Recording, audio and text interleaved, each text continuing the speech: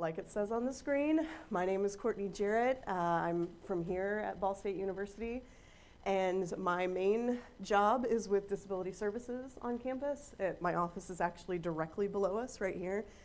And so I spend a lot of my time working with students with disabilities on campus that need classroom accommodations and a variety of other things. But my office helps them to be as successful as possible while they're here on campus. My other role on campus, listed right below there, is affiliate faculty in Women and Gender Studies.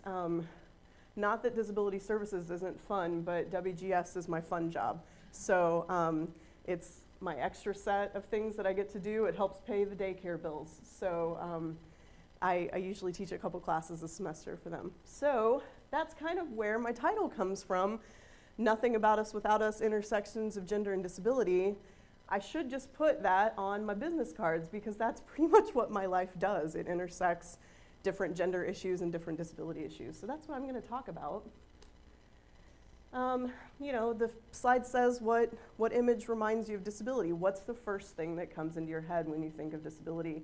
I think a lot of people would say that it's that sign right there, right? You think of different handicap signs you see for parking spots or for restrooms or for things like that, but honestly, that's a tiny population of people that are disabled. So there's always lots of discussion about whether to change this, or it's so well known that why would you change it? Because then people wouldn't know what the other symbol looks for. So think about that. How about gender? It's kind of the same thing, right? You look for the sign. I can see the sign on the restroom right here. Like, which restroom am I supposed to go into? Well, what if you don't fit into one of those two categories? That makes that really uncomfortable. And what do people's identities, whether it's sexual identity or gender identity, what do those things kind of mean for different people? I think it means a lot of different things for a lot of different people, kind of along the same lines with disability. So what do you think about when you combine those two things together? What do you think about when you think about gender? What do you think about when you think about disability? And how do those two things intersect and interact, right? So I didn't come up with that. That's one of those little fancy things that I stole from the internet, just like those other pictures. But history degrees, people, education degrees, that creativity was not required. I wrote a lot of research papers, right? Right. I looked at a lot of archival data. Other people did it. I just talked about it. So, all right, now that's a lot of words, a big quote for a PowerPoint screen, right? So, again, the TED Talk format is new to me. I could talk for years and years and years about gender and disability, but other people have written about it and really talked about how these things can intersect and how these things are really important to talk about in a variety of different fields. I mean, I'm talking specifically about disability services, disability studies, and women and gender studies, but these same issues really fit into adult education, community education, higher education. There are a lot of ways that these things intersect. Okay, so put a few definitions up there just to kind of make you familiar with where I'm coming from. And mainly I wanted to point out that with the image, people think of physical disabilities, right? You think of people in chairs, you think of people with canes, you think of people using sign language interpreting or having hearing aids. You think of really visible disabilities, but there are so many more non-apparent disabilities, non-apparent issues that people deal with. 90% of the people that I work with have non-apparent disabilities. And so I think that that area of discussion, of research, really needs to be taken into consideration when we think about definitions, when we think about stereotypes and things like that. All right, women and gender studies. This is the shortest definition I could go with, people, okay? I could talk just about what women and gender studies means on a variety of different levels for way more than 12 minutes. And Rachel in the audience can verify that because she's heard it. So basically to me though, women and gender studies is a field that's filling a gap. Like I said, I was a history major, okay? I took a lot of history classes in a building across the street, and the only time that I heard about women's history, about women's issues, is when I took a class called Women in American History.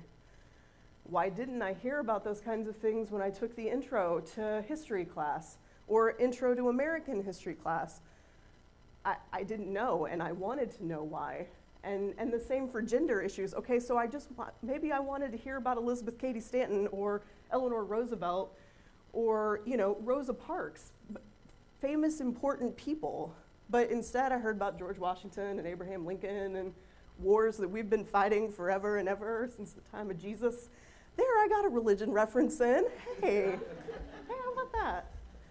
So for me, taking women and gender studies classes was kind of mixing things that I was really interested in, and women and people that were doing really important feminist work throughout since the dawn of time. And I wanted to know more about that, and now I teach those classes so I can share that with other people that also want to know more about that. Okay, and then intersecting those together, again, lots and lots of tiny writing up there, but there's a smaller niche of people that do feminist disability studies work. And so they really combine those issues where we talk about women's issues, we talk about gender issues, but that we also then say, well, how do those things relate to disability issues? And are some of those things the same things that we've been fighting? And my history lesson for today is that if you think about when people have been fighting for different rights, so think about suffrage, think about people fighting for the right to vote, think about the civil rights movement, the disability rights movement then came on the coattails of those things. They saw, okay, women's rights is gaining momentum, civil rights is gaining momentum in the 60s and 70s, disability rights was right on the tails of those. So again, more intersections. Okay, this is a list of the population of students that I work with that identify on campus as having disabilities. I won't go through each list, but I will point out that the biggest number right there in the middle, cognitive disabilities, so people that have non-apparent learning disabilities, ADHD. We also include traumatic brain injuries in that as well. So again, a lot of these issues are really non-apparent.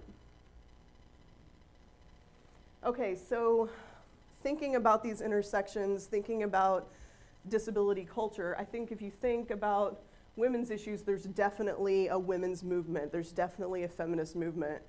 If I asked about the image for that, I would see Beyonce with the big feminist sign behind her. I love that. That's the backdrop on my laptop downstairs. Like, amazing. So, but is there somebody like that that's really famous, or that's, you know, an academic that's done a lot of research that you can think about when you think about disability culture? Maybe if you've done the research, but just thinking about it, you know, socially, probably not. And so then, in regards to that, what are those kind of difficult choices that students with disabilities are making when they access higher education? And so my research, kind of tying all these things together, really focuses on women. What are these female students doing when they choose to go to college, and what kind of barriers do they face? So I've been looking at successes and challenges. One of the ways that we kind of promote inclusion for everybody is universal design and partnerships with my office downstairs here on campus. Universal design is something that you can think about if you're teaching classes, or if you're in classes and you're studying education, which just talks about providing access for everyone. So if you're presenting, you probably got an email from me about turning captions on if you were making a YouTube video, so that way people with hearing impairments could access it automatically. YouTube is great that they provide that, even though the accuracy is a little sketchy, but still, at least it's an option. And then, you know, providing time for people to take tests and quizzes. Why do they have to be timed? Could they just be open so that they just need to be completed on a day instead of in 30 minutes or something? So things to think about that. And then thinking about accommodations for people to participate, like just having a statement on anything, like on the registration for this conference. If you need an accommodation to participate, let us know. We'll make it happen. It's just opening the door for everybody. Okay, so like I said, the research that I've really been focusing on has been female students with disabilities, and we have a large population of chair users, so it kind of goes back to that picture from the get-go that the students here are really focusing on access issues. Some of them have never lived apart from their families before, so who's going to help them get dressed in the morning, feed themselves, bathe, toilet, things like that. For our blind and hearing impaired students, it's navigating the campus.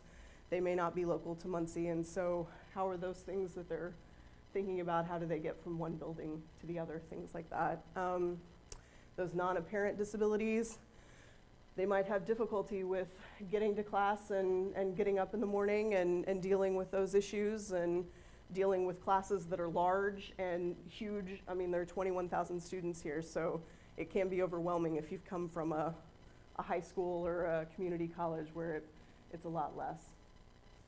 So I'd like to continue thinking about these things with students with disabilities in higher ed, developing really good self-advocacy skills so you can go up and say, these are the things that I struggle with, these are the things that I need. I want my students to do that. And then ultimately, you know, feminist disability studies that I've talked about, but I'm here to help them in college and be successful here. How are they then going to be successful after college? And employment for people with disabilities is a big, big challenge. So that'll be next on the radar. Okay, lots of information that I will be happy to share and talk with people as we're working through today, and also my contact information. So thank you so much for giving me the chance to talk today.